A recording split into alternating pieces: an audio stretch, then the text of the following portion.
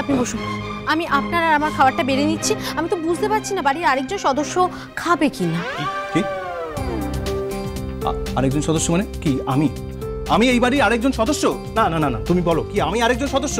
ও কি মনে করছে নিজেকে? এই বাড়ির একজন মেম্বার মনে করছো? আরে কিচ্ছু মনে করিনি, ও কিচ্ছু মনে করেনি। তুই ওর বস, তো খেতে বস।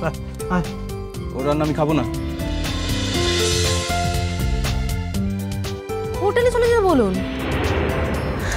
অবশ্য এত বেলায় কোনো হোটেলও খোলা পাবে না। আর তারপরে এই যে পাড়ার যে ছোটখাটো হোটেলগুলো আছে না, তাতেও এখন ভাত ডাল কিচ্ছু পাবে না। নির্লজ্জ বেহায়া মেয়ে। সবাই চিরকাল ঠিক একই কথা বলে এসেছে, নতুন কিছু বলতে বলুন না আঙ্কেল। আচ্ছা তোমরা একজন কেউ চুপ করো না। নীলিমা, তুমি আর কথা বাড়িও না। জানোই তো জুডো আবার কথার পিঠে কথা বলা পছন্দ করে না। কেন কেন আঙ্কেল? আমি কি ওর হসপিটালের পেশেন্ট নাকি যে কথার পিঠে কথা বললে ডাক্তারবাবু আমাকে ধমক দেবে? বাবা, আমরা এবার একটু শান্তি চাই, একটু পিসফুল লাইফ কাটাতে চাই বাবা। আমি তো সেই জন্যই এসেছি আঙ্কেল। দেখবেন এবার থেকে আপনাদের আর পিসের অভাব হবে না। দেখুন না, আমি একবেলাতেই কেমন রান্নাঘরে চাচিলটা বদলে দিয়েছি।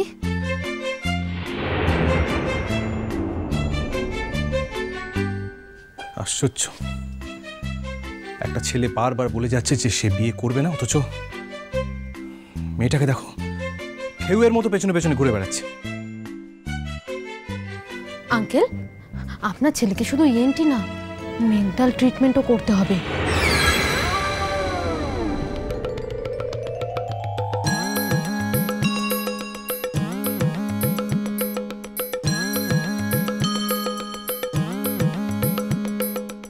বিয়ে করেও ভুলে যাচ্ছে না।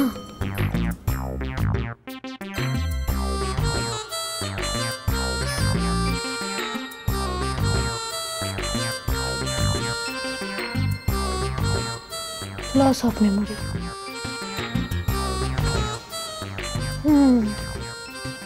না, ভালো লক্ষণ না, খুব খারাপ লক্ষণ। মিমি, ব্যাপারটা কিন্তু আর ছেলে মানুষের পর্যায়ে নেই। আমি তোমায় ভালোই ভালোই বলছি, তুমি ও বাড়িতে ফিরে যাও, নাহলে কিন্তু এখানে আমার বদলে আমার বাবার সঙ্গে তোমায় থাকতে হবে। আমার তাতে একদম আপত্তি নেই। আমি তো জানি যখন কান টানলে মাথা না আসে, তাহলে মাথাকে ধরেই কানে পৌঁছতে হয়। আমার কিন্তু শ্বশুরমশাইয়ের সাথে থাকতে একদম আপত্তি নেই।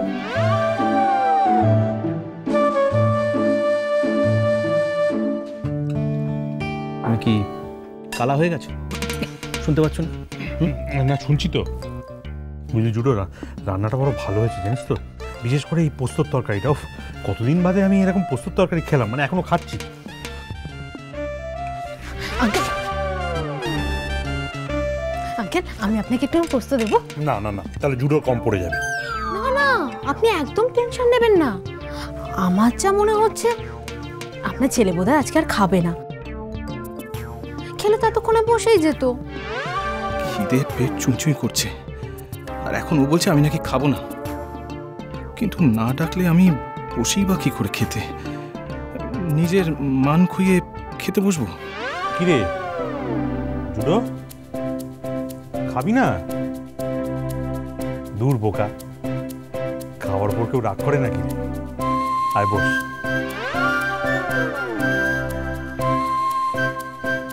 আয় বস, আয়।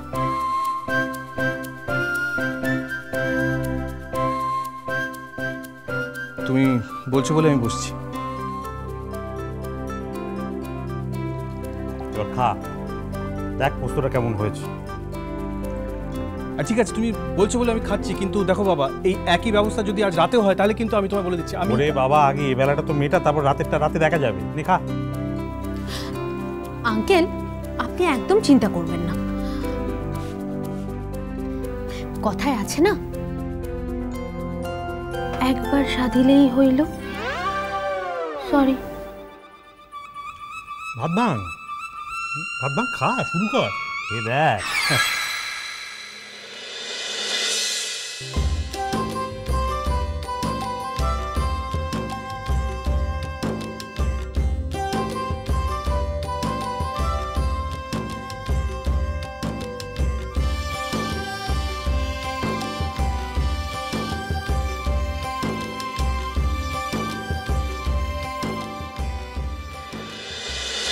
বেড়ে রেঁধেছে তো,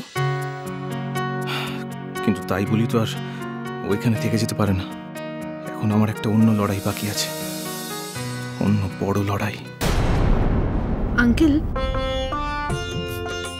আমার আপনার কাছে একটা পারমিশন নেওয়ার ছিল। আমার কাছ থেকে? কি বলো তোমার? না, কোনো পারমিশন নেওয়ার নেই। ও এখন ধান্দা করছে একবেলা আমাদের খাইয়ে বাকি দিনগুলো এখানে ঘাঁটি কেড়ে বসবে।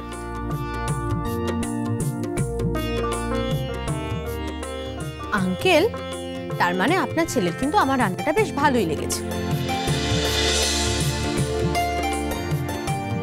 দেখুন না, খাবে না করে কিভাবে খাচ্ছে। আঙ্কেল, আপনি একটু হাত চালান, দেখবেন তারপরে কিছুই পাবেন না। ও নিজেই একা সব কিছু। সরি। হ্যাঁ, তুমি কিসের পারমিশনের কথা বলছিলে মা?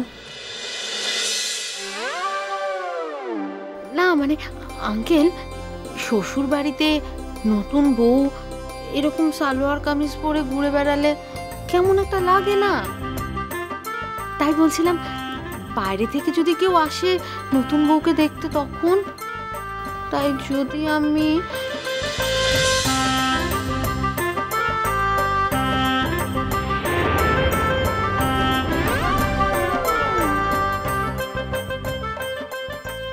আঙ্কেল বলছিলাম, আমি কি রাঙা পিসির আলমারি থেকে একটা শাড়ি পরে নিতে পারি? হ্যাঁ, তাতে আমার আপত্তির কিছু